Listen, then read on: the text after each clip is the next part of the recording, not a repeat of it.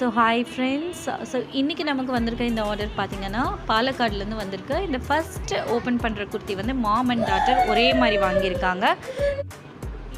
So XXL அவங்க மம்மிக்கு வாங்கியிருக்காங்க.